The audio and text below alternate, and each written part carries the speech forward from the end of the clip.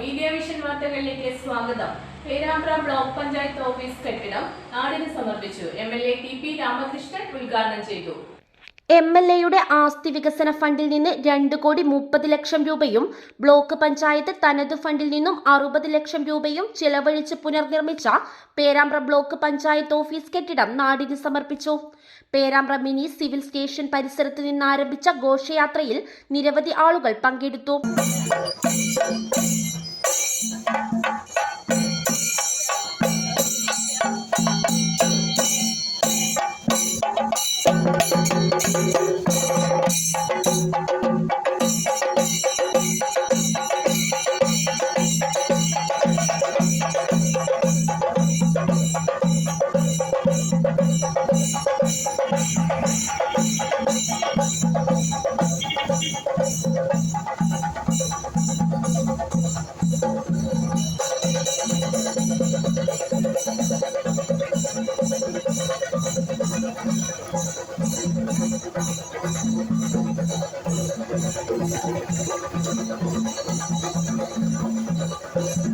തുടർന്ന് നടന്ന ചടങ്ങിൽ പേരാമ്പ്ര എംഎൽഎ ടി.പി. രാമകൃഷ്ണൻ ഉദ്ഘാടന കർമ്മം നിർവഹിച്ചു.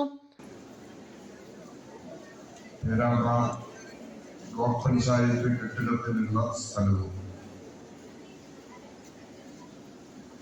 ആശുപത്രിക്ക് വേണ്ട സ്ഥലവും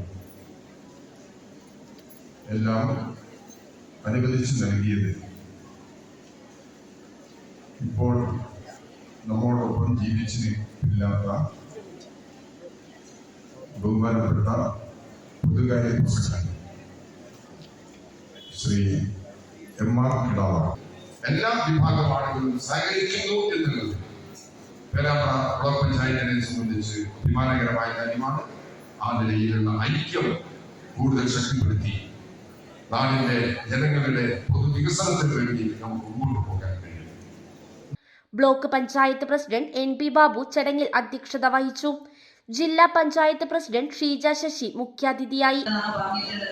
എന്തായാലും നമ്മുടെ ഈ പേരാമ്പ്രയുടെ ഈ മണ്ഡലത്തിൽ ഈ വികസനത്തിന് പേരാമ്പ്ര ഡിവിഷനിൽ ചെയ്യാൻ കഴിഞ്ഞിട്ടുള്ള ഒട്ടേറെ പ്രവർത്തനങ്ങൾ നമ്മുടെ റോഡ് വികസനത്തിലായാലും കുടിവെള്ള പദ്ധതിക്ക് വേണ്ടിയാണെങ്കിലും അംഗൻവാടികൾ, വയോജനങ്ങള്, ഭിന്നശേഷിക്കാര് എന്നുവേണ്ട സകല മേഖലകളിലും ഒട്ടേറെ കോടിക്കണക്കിന് രൂപ തന്നെ വകയിരുത്താൻ ജില്ലാ പഞ്ചായത്തിന് സാധിച്ചിട്ടുണ്ട്.